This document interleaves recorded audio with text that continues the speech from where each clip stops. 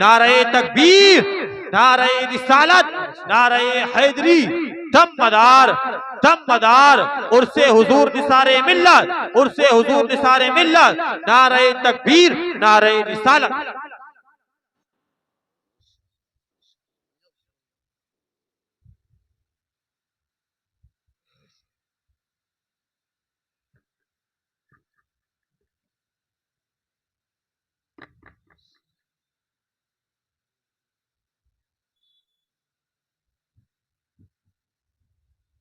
मुअज़्ज़ज़ बावक़ार ज़बिल एहतराम वल एहतिशाम हज़रत अल्लामा मौलाना बरेलवी साहब क़िबला मद्दज़िल्लहुल आली अशरफ़ी तशरीफ़ रखते हैं। दूसरी तरफ खतीब ज़िशान हज़रत अल्लामा मौलाना मुफ्ती शफ़ीक़ साहब तशरीफ़ रखते हैं और हमारे भाई हज़रत अल्लामा मौलाना मुफ्ती मोहम्मद हाशिम साहब क़िबला तशरीफ रखते हैं और नक़ीब अहले सुन्नत दिगर उलमाए कराम रौनक अफरोज उलमा स्टेज पर और बरादरान इस्लाम, अस्सलामु अलैकुम व रहमतुल्लाहि व बरकातुहू। बहुत मुख्तसर बिल इख्तिसार गुफ्तगू करने की मैं कोशिश करूँगा, ज़्यादा वक्त नहीं लूँगा आपका, बल्कि वक्त की मुनासिबत के एतबार से निज़ामुल औक़ात बना हुआ है, क्योंकि नक़ीब अहले सुन्नत नाज़िम साहब ने निज़ामुल औक़ात बना रखा है। जो काम वक्त के दायरे में हो वो सबसे बेहतर हुआ करता है और मैं उसी को दानिशमंद मानता हूँ जो वक्त के दायरे में काम करता है। और अक्लमंद भी वही होता है जो अपने वक्त में मुख्तसर कलाम हो मगर जामे हो, वो मजबूती भी रखता है और यकीनी भी ज़ियादती उसी के अंदर ज़िहानत सबसे ज्यादा मुंतशिर ना होते हुए अपनी ज़िहानत को, माइंड को, दिमाग को हाजिर करते हुए बिल इख्तिसार वक्त में थोड़ी सी देर तकरीर को समाप्त करना है। बहरकैफ अल्हम्दुलिल्लाह अल्हम्दुलिल्लाहिल्लज़ी अब्दअल अफ़लाक वल अर्दीन व आदमु बैनल माइ वत्तीन वस्सलातु वस्सलामु अला रसूलिहिल करीम। अम्मा बाद फ़अऊज़ु बिल्लाहि मिनश शैतानिर रजीम। बिस्मिल्लाहिर रहमानिर रहीम। कि शायर ने कहा था कि न हम इसकी बात करते हैं न उसकी बात करते हैं, न हम इसकी बात करते हैं न उसकी बात करते हैं, हम गुलामे रसूल हैं मदीने की बात करते हैं, हम गुलामे रसूल हैं मदीने की बात करते हैं। आज से मुफ्ती साहब तकरीबन मैंने 4 महीने पहले एक शेर लिखा था, खुद मैंने लिखा है, कहा था हदीस की रोशनी में है, कहा था कि यूं नूर से ए हस्सान तू कभी मुनव्वर हो नहीं सकता, यूं नूर से ए हस्सान तू कभी मुनव्वर हो नहीं सकता, अगर न हो इश्क़े रसूल तेरे सीने में मुकम्मल हो नहीं सकता, अगर न हो इश्क़े रसूल तेरे सीने में, अगर न हो इश्क़े रसूल तेरे सीने में मुकम्मल हो नहीं सकता। इश्क़े रसूल एक ऐसी चीज है कि इंसानियत की और कायनात की तकमील होती है। इसमें इश्क़े रसूल नहीं है तो इंसान खोखला है, कायनात भी खोखली है। अगर इश्क़े रसूल है तो आप समझे जान है और रूह है, आपके अंदर मजबूती है और ताकत है और तकवियत है। अगर ये आपके अंदर इश्क नहीं तो आप अंदर से बिल्कुल खोखले हैं, आपके पास कुछ भी नहीं है। कहा शायर ने आज पूरी हिंदुस्तान का और पूरी सोसाइटी और माशरे का, समाज का जायजा लें तो आज पूरी दुनिया दूसरों के सामने झुकती हुई नजर आ रही है, मगर अल्लाह की इज्जत की कसम है, तारीख गवाह है, हिस्ट्री गवाह है, एक ऐसी कौम है जिसका नाम मुसलमान है, वो आज भी अपने गर्दन को तो कटा सकती है मगर किसी गैरुल्लाह के सामने झुका नहीं सकती। वो कौन है? वो एक कौम है जिसका नाम मुसलमान है और वो आज भी जिंदा है और कयामत तक जिंदा रहेगी। तभी तो शायर ने कहा था हालात के कल्बों पे कलंदर नहीं गिरता, टूटे भी तारा जो जमीन पे नहीं गिरता, और ये गिरते हैं समंदर में बड़े शौक से दरिया, किसी दरिया में समंदर नहीं गिरता, किसी दरिया में समंदर नहीं गिरता। ये मुसलमान की ताकत है और इंशाअल्लाह क़यामत, सुबह क़यामत तक मुसलमान की ताकत रहेगी, क्योंकि ये इंसान वो है जो एक अल्लाह को मानने वाला है, जो पूरी दुनिया से लड़ सकता है, गर्दन को दे सकता है मगर झुका नहीं सकता है। ये सिर्फ झुकेगी तो अपने रब की बारगाह में झुकेगी। तभी तो शायर कहा कि हर रात बड़ा मुकद्दस शेर था कि कदम कदम पर नगीना दिखाई देता है, बहार अर्श का जीना दिखाई देता है। खुदाए पाक हमें वो ज़मीन अता करे जहां से सिर्फ मदीना दिखाई देता है, जहां से सिर्फ मदीना दिखाई देता है। अगर देखें कि आज उन्हीं में रहनुमा रब्बे गफूर होता है जिनके सीने में जलवे हुजूर होता है। और ए आशिकाने शहे अंबिया दुरूद पढ़ो, दुरूद पढ़ने से चेहरे पे नूर होता है। आइए दाएं से बाएं तक, आगे से पीछे तक स्टेज वाले बिल्कुल पुरजोरदार करागा कर बरज़क़ अक़ीदत मोहसिन कायनात जाने कायनात मुहम्मदुर रसूलुल्लाह सल्लल्लाहु अलैहि वसल्लम की बारगाह में दुरूद शरीफ पढ़ लीजिए। अल्लाहुम्मा सल्लि अला सय्यिदिना व मौलाना मुहम्मद व बारिक वसल्लम सल्लु अलैहि सलातुम व सलामुन अलैका या रसूलल्लाह सल्लल्लाहु अलैहि वसल्लम अला इन्ना औलिया अल्लाहि ला खौफुन अलैहिम व ला हुम यहज़नून। इसका तर्जुमा, ट्रांसलेशन, मीनिंग सादा सादा तर्जुमा ये है कि अल्लाह के वलियों को न कोई खौफ है न कोई गम। अल्लाह के वली होते हैं, उनको कोई खौफ नहीं, कोई गम नहीं। कहा औलिया अल्लाह, औलिया वली की जमा है। मुफ्ती साहब तशरीफ रखते हैं यहाँ पर, तमीज़ गुफ्तगू होगी थोड़ी सी। कहा वली दोस्त के माने में आता है। वली किसको कहते हैं? दोस्त। औलिया ये जमा है, प्लूरल लफ्ज है, तो जमा वली की जमा है औलिया। औलिया अल्लाह, तो इसका ताल्लुक और निस्बत किससे हुई? अल्लाह से। यानी जो वली होता है वो दोस्त होता है किसका? रब का। रब उसको महबूब, रब उसको दोस्त बना लेता है। और जो रब का दोस्त हो तो वो यार ना दुनिया में डरता है ना कयामत में डरेगा। तो जो उसका ताल्लुक, आप दे एक मिसाल, एग्जाम्पल, फॉर एग्जाम्पल ले लें आप। अगर दुनिया के अंदर हमारा किसी MP, किसी DM, किसी मॉनिटर, किसी राइटर, किसी बड़े MBBS डॉक्टर या किसी बड़े ओहदे वाले से अगर हमारे ताल्लुकात हो जाएं, या IPS से ताल्लुकात हो जाएं, या किसी DM से ताल्लुकात हो जाएं, तो आप देखते नहीं किस तरीके से मस्ती में इतरा कर चला करता है, तकब्बुर के अंदाज में चला करता है, फूले नहीं समाता है। वजह क्या है? उससे पूछो भाई तेरे इतराने का मकसद क्या है, वजह क्या है? कहा तुम जानते नहीं हो मेरी औकात क्या है, मेरा वकार क्या है, मेरी इज्जत क्या है। क्योंकि मेरा ताल्लुक एक बड़े ओहदे वाले से है, मेरा ताल्लुक एक CM से है, मेरा ताल्लुक एक PM से है, मेरा ताल्लुक एक बड़े ओहदे वाले से है, मेरे ताल्लुक एक IPS से है। इसलिए फूले समा कर नहीं चलता है, क्योंकि अगर कोई मसला हो गया, ऊंच नीच होगी, फौरन फोन करूंगा, सामने पुलिस हाजिर होगी, तो मेरा कुछ भी नहीं बिगाड़ सकता। और याद रखो, जब एक दुनियावी इंसान अगर दुनियादार से ताल्लुक हो जाए तो वो दुनिया में बेखौफ खतर घूमता है, और अगर जिसका ताल्लुक अपने रब से हो जाए तो अल्लाह की इज्जत की कसम है वो पूरी दुनिया में भी बेखौफ खतर घूमेगा, कब्र में भी और मैदान महशर में भी। सुभान अल्लाह। तभी तो रब ने कहा था अला इन्ना औलिया अल्लाहि ला खौफुन अलैहिम वला हुम यहज़नून। जो अल्लाह के औलिया हैं, वली हैं, उनको ना कोई खौफ होता है ना कोई गम, क्योंकि उनका ताल्लुक रब से हो गया है। और रब से बड़ी जात किसी की नहीं है। अगर उससे कोई पावरफुल जात होती तो आप यहाँ पर खदशा पैदा हो सकता, खदशा हो सकता था, डाउट हो सकता था, मगर यहाँ पर डाउट की जरूरत नहीं, क्योंकि इसकी निस्बत एक ऐसी पावरफुल जात से हुई है, वहदहू ला शरीक लह, जिसके मुकाबिल में, जिसकी तमसील में कोई दूसरी जात आ ही नहीं सकती और है ही नहीं और हो ही नहीं सकती। कद जहाँ पर तहकीक के लिए इस्तेमाल होता है वहाँ पर ये तकीरी एक एतकाद देता है, ये देता है कि तहकीक जो होती है वो पावरफुल के एतबार से होती है। जब तहकीक हो जाए तो तहकीकें बदलती रहती हैं, मगर जिस तहकीक में रब का लफ्ज शामिल हो तो वो तहकीक नहीं बदलती, क्योंकि उससे पावरफुल जात किसी की है ही नहीं। क्योंकि जब पावरफुल जात अगर हो तो तहकीक बदल सकती है। मिसाल के तौर पर सुप्रीम कोर्ट बड़ा होता है या हाई कोर्ट?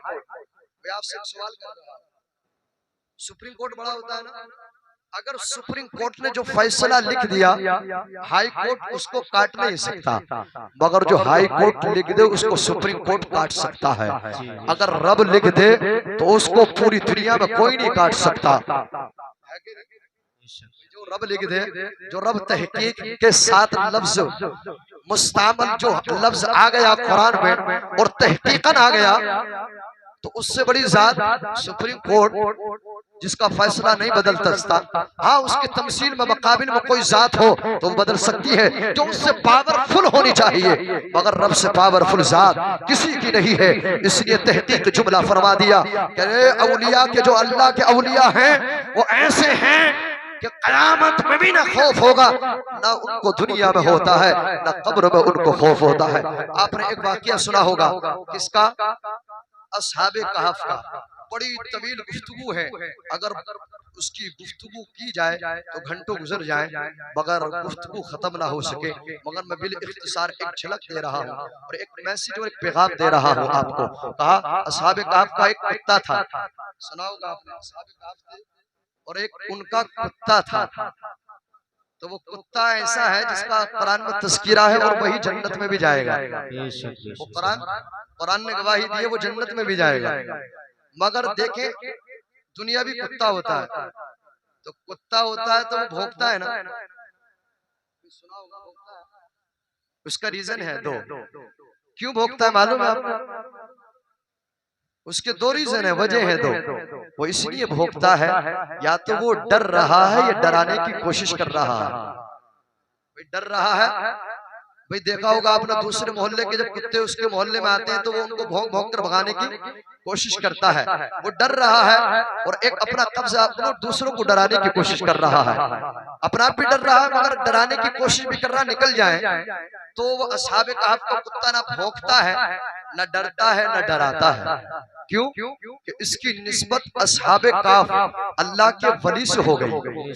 जब एक कुत्ते की निस्बत वली से हो जाए तो वो ना डरे ना डराए, तो जिसकी निस्बत अल्लाह से हो जाए तो वो कैसे डरेगा? ना दुनिया में डरता है, ना कब्र में डरेगा, ना मैदान महशर में डरेगा। ऐसे ही सैयद निसार अहमद साहब अब्बा हुजूर की निस्बत दुनियादार से नहीं है बल्कि परवरदिगार से है। तो पता चला जिसकी निस्बत रब से हो जाए वो ना दुनिया में डरता है, ना कयामत में, ना कब्र में डरेगा। सुभान अल्लाह। नारे तकबीर, नारे रिसालत, नारे हैदरी, दमदार दमदार। वो ना डरता है ना डराता है। अब एक बड़ी इम्पोर्टेंट बात बताने लगा हूं। हदीस शरीफ के अंदर जो इंसान चमकता है, जो दमकता है और इस्लाम में शोहरत याफ्ता होता है, दीन के अंदर अपनी तरक्की को पकड़ता है, तो सिर्फ एक चीज है। वो क्या है? मुफ्ती साहब ने भी इसके ताल्लुक से तकरीर करी थी, इल्म एजुकेशन के ताल्लुक से। बड़ी अच्छी तमहीदी गुफ्तगू हजरत की रही और माशाअल्लाह बहुत अच्छा मैसेज इन्होंने दिया। कहा कि इंसान की जो तरक्की है, इंसान की जो कामयाबी है, वली हो, अंबिया हो, औलिया हो, असफिया हो, अफ्ताब हो, अब्दाल हो या आम इंसान हो, खवास हो या अवाम हो, कोई सा भी हो, उसकी तरक्की, उसका स्टेटस, उसका वकार देखना है तो सिर्फ एक चीज से देखेंगे और उसका वकार जो बढ़ेगा एक चीज से बढ़ेगा। कहा किससे? इल्म है। वो क्या है? इल्म। इल्म से तकवा बढ़ता है, इल्म होगा तकवा बढ़ेगा, अल्लाह का खौफ पैदा होगा। जब अल्लाह का खौफ पैदा होगा तो अल्लाह हो सकता है उसकी मेहनत और तकवे की वजह से, तहारत की वजह से, रियाजत की वजह से अल्लाह उसको वली बना दे। और ऐसे ही वली बनते हैं। रियाजत, तकवा इल्म की बुनियाद पर रब की मारिफत होती है और इल्म की मारिफत होने से, इल्म की बुनियाद से मारिफत इलाही होने की वजह से वो रब के करीब होता है। जब कुर्ब इलाही महसूस होता है, तो जब कुर्ब इलाही वो तरक्की पा लेता है तो वो दुनिया में भी शोहरत याफ्ता हो जाता है और कयामत में भी और कब्र में भी। ये तभी होता है जब इल्म होता है। और एक तमहीदी यहाँ पर जुमला ले, अल इल्म नूर। हदीस शरीफ के अंदर आया मुफ्ती साहब, अल इल्म नूर। हमारे जनाब सैयद शाह वो राशिद खलीफा साहब किबला तशरीफ रखते हैं माशाअल्लाह। बहुत जबरदस्त, बहुत अच्छा काम कर रहे हैं और वलियों के कदमों पर खिदमत अंजाम दे रहे हैं माशाअल्लाह। अल्लाह इनकी मेहनतों को कबूल फरमाए और अल्लाह इन्हें खूब तरक्की अता फरमाए। और माशाअल्लाह जो वलियों के कदमों पर रहकर खिदमत गुजारी करता है अल्लाह उसको तरक्की जरूर देता है। अल्लाह किसी के अमल को जाया नहीं करता है। मगर इल्म की गुफ्तगू कहा अल इल्म नूर, इल्म क्या है भाई बोलते रहे, आपको समझाने की कोशिश कर रहा हूँ, बहुत बड़ी लंबी गुफ्तगू नहीं, आपको समझाने की। अल इल्म नूर, इल्म क्या है? नूर है। और नूर किसको कहते हैं? रोशनी को कहते हैं। और इल्म की तारीफ क्या है? इल्म वो शय है जिसके दायरे में कोई चीज आ जाए तो मुनकशिफ हो जाए, जिसके दायरे में कोई चीज आ जाए तो रोशन हो जाए। मुनकशिफ का मतलब है रोशन कर दे। यानी इल्म एक ऐसी चीज है अगर वो सोसाइटी में पड़ जाए तो पूरा सोसाइटी रोशन हो जाता है, और अगर इल्म समाज में डल जाए तो पूरा समाज रोशन हो जाता है। इल्म से ही तरक्की होती है। इल्म रोशनी है और रोशनी का रुख किस तरफ होता है? मैं आपसे पूछ रहा हूँ, क्वेश्चन है, आंसर आपको देना है। कबीर इल्म रोशनी है और रोशनी किस तरफ होती है? कोई बता सकता है इस मजमे में खड़े होकर? रोशनी का रुख, चेहरा किधर होता है? चारों तरफ माशाअल्लाह, चारों तरफ ही नहीं, छायों तरफ, ऊपर भी नीचे भी छायों तरफ होता है माशाअल्लाह। इन्होंने बताया, बहुत अच्छा लगा मुझे कि माशाअल्लाह ये सुन रहे हैं मेरी बात को, इनके समझ में आ रही है बात। कहा सब तरफ होता है। पता चला कि इल्म रोशनी है और रोशनी सब तरफ होती है। अब नूर किसको कहते हैं? कुरान पढ़ो, कुरान छठे पारे में आएगा, कद जाअकुम मिनल्लाहि नूरुम व किताबुम मुबीन। तहकीक आया तुम्हारे पास एक नूर और एक रोशन किताब। अब यहाँ पर नूर का जिक्र पहले हुआ, किताब का जिक्र बाद में हुआ। भाई किताब पढ़ के इल्म हासिल करता है पहले, जब ये किताब होगी इल्म होगा, इल्म होगी तो पहचान होगी। मगर पहले नूर का जिक्र हुआ, किताब बाद में आई। होना ये चाहिए था किताब पहले, किताब पढ़कर ही आदमी तरक्की पकड़ता है। मगर इसकी हिकमत क्या है? हिकमत क्या है इसमें? इसमें साइंस और इसमें लॉजिक क्या है तो वो समझे। कहा किताब पढ़ने के लिए रोशनी की जरूरत पड़ती है। बात समझे, किताब पढ़ने के लिए रोशनी की जरूरत होती है। अगर दिन में पढ़ रहे हैं तो सूरज की रोशनी काफी है, अगर रात को पढ़ रहे हैं तो ट्यूबलाइट या बल्ब वगैरह की जरूरत पड़ती है। तो पता चला कुरान को समझने के लिए, किताब को समझने के लिए रोशनी की जरूरत है। और वो रोशनी कौन है? नूर है। और नूर किसे कहते हैं? मेरे नबी को। नूर किसे कहते हैं? मेरे नबी को। पता चला कुरान पढ़ने के लिए नबी का नूर सीने में बसाना जरूरी है। नबी का इश्क और नूर सीने में नहीं होगा कुरान समझ ही नहीं सकते। जब तक मेरे नबी का नूर सीने में, तो इसलिए पहले नूर का जिक्र हुआ। आपने सुना होगा, युदिल्लु बिही कसीरा व यहदी बिही कसीरा। इसी कुरान को पढ़कर बहुत से गुमराह हो गए और बहुत से हिदायत पा गए। जिसने इश्क़ रसूल में पढ़ा वो हिदायत पा गया, जो इश्क़ रसूल से हट के पढ़ा वो गुमराह हो गया। यही तो वजह थी। कुरान एक है, इस्लाम एक है। ऐसे कैसे हो सकता? कुरान एक हो, सच्चा हो, उससे गुमराह भी हो रहे हो और हिदायत भी पा रहे हो, ये कैसे हो सकता है? वो इसका रीजन यही था। कहा कि किताब पढ़ने से पहले रोशनी का इंतजाम करना पड़ता है। अगर रोशनी सरकार की हो, अगर इश्क़ मुस्तफा की हो तो कुरान समझता है, वो आलिम होता, डियर नॉट जाहिल। वो जाहिल नहीं होता, वो जाहिल नहीं होता। मैं तो उसको डियर नॉट आलिम, वो आलिम है ही नहीं जो इश्क़ रसूल में कुरान पढ़ना जानता ही नहीं। आलिम नहीं है, आलिम नहीं तो वो कुछ नहीं जानता। बद अकीदे अहले हदीस, अहले तशय्यो, अहले देवबंद देखा होगा गुमराह हो गए, कुछ अकायद में तफरका डल गया। वजह क्या हुई? कहा इन्होंने कुरान पढ़ा तो मगर उससे पहले रोशनी का इंतजाम नहीं किया था।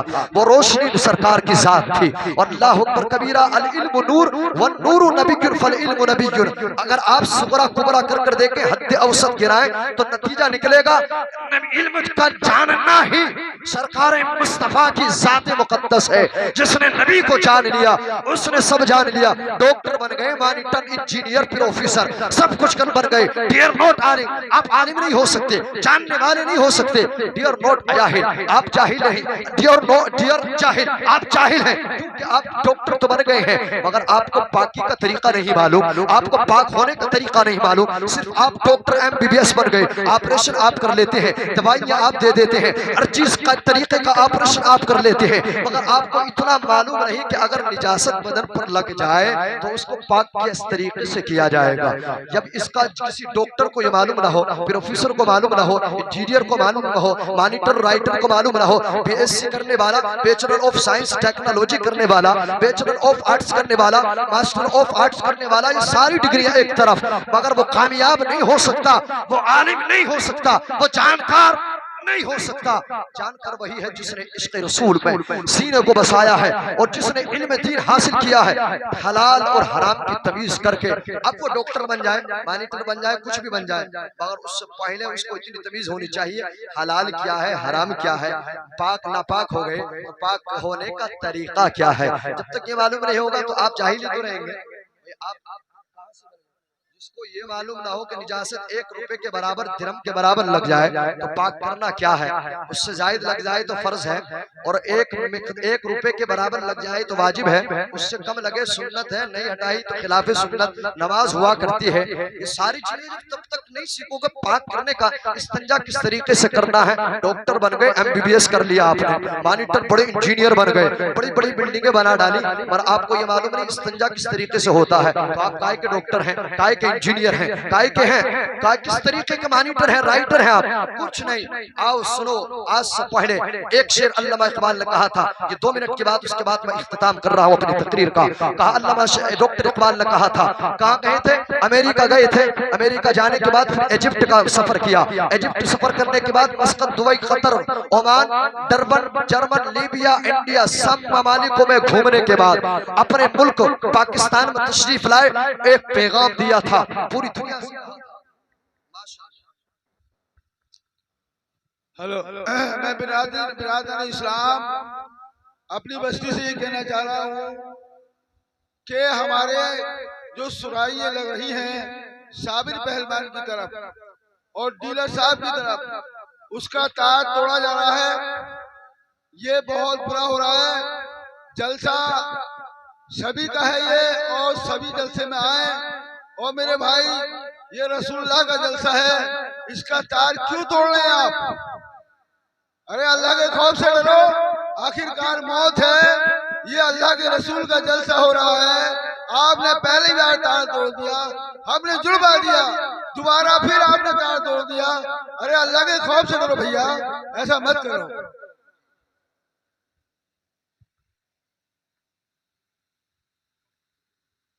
बहर कैफ जो भी था, देखिए इन्होंने ऐलान किया, सब जानते हैं, क्योंकि ये किसी दुनियादार की महफिल नहीं बल्कि परवरदिगारे आलम, उनके महबूब की महफिल सजाई गई है।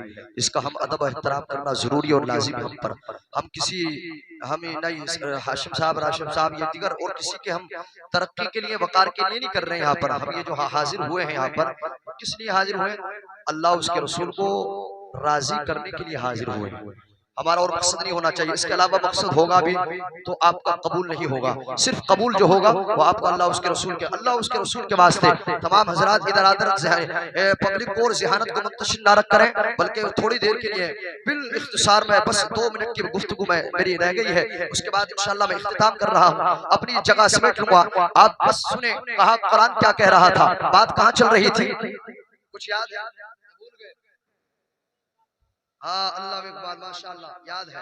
आपको याद नहीं, इसका मतलब आपका ज़हन मुंतशिर है, दूसरी तरफ दौड़ रहा है। आप अपनी पूरी दिन भर का हिसाब लगा रहे हैं, मैं तकरीर कर रहा हूँ, आप दिन भर का हिसाब लगा रहे हैं कि दुकान में क्या हुआ था, किस जगह किसने पैसे दिए थे, मगर नहीं, आपको हिसाब नहीं लगाना है। हमारी तकरीर सुननी है, बस 2 मिनट की बात है। अल्लामा इकबाल कहाँ गए थे? सारे ममालिक में घूमने के बाद जब पाकिस्तान तशरीफ लाए तो पूरी दुनिया ने पूछा था, कहा अल्लामा इकबाल साहब बताओ, पूरी दुनिया में घूम कर आए हो, कौन सा पैगाम देते हो? कहा मेरे पास सारी डिग्रियां मौजूद हैं, मैं एक पैगाम देना चाहता हूं। तो पूरी दुनिया को एक पैगाम दिया था, और वो पैगाम ये ये था, कहा था तुम डॉक्टर बन जाओ, इंजीनियर बन जाओ, प्रोफेसर, राइटर, मॉनिटर बन जाओ, तुम कामयाब नहीं हो सकते। कहा तो फिर कामयाबी कहाँ है? कहा एक जगह पर है, और वो एक शेर में कहा था, कलम उठाया था और बोले थे, ओ दुनिया वालों सुनो, अगर कामयाबी रब ने रखी है तो एक मकाम पर है कि मोहम्मद से वफा तूने तो हम तेरे हैं, ये जहां चीज है क्या लोहो कलम तेरे हैं। अगर नबी से वफा है,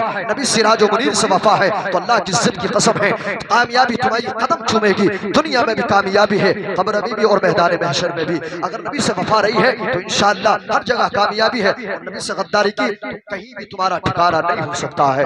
याद रखो कि अल्लामा डॉक्टर इकबाल के पास कौन सी डिग्री मौजूद नहीं थी? आप bachelor of science, bachelor of technology, BCom, D pharma, bachelor of arts, से सारी डिग्री आपके पास मौजूद थी, मगर उसके बाद भी एक ही पैगाम दिया था कि अगर नबी से वफा है तभी तो कामयाबी है, नबी से वफा है तभी कामयाबी है, तो इसके अलावा कहीं भी कामयाबी नहीं, सिर्फ ज़िल्लत और रिसवाई है। याद रखो मुसलमानों, ये एक पैगाम था जो मैंने आपको तक पहुंचाया। अल्लाह से दुआ हम करता हूँ, अल्लाह रब्बुल इज्जत हमारे सैयद निसार साहब की मौजूदगी में यहाँ पर हम आए, तशरीफ रखी, हमारी हाजिरी हुई। अल्लाह रब्बुल इज्जत इस हाजिरी को कबूल फरमाने, हमारे आने को और आपके सुनने को, हमारे सुनाने को अल्लाह अपनी बारगाह में कबूल फरमाए, इस पर अमल की तौफीक अता फरमाए, दुनिया और आखिरत में हमें सिला अता फरमाए। इससे बतकाज़े शरीयत कोई गलती हो गई, अपने फजल और करम से मौला माफ फरमाए। व आखिरु दावाना अनिल हम्दुलिल्लाहि रब्बिल आलमीन। अस्सलामु अलैकुम व रहमतुल्लाहि व बरकातुहू।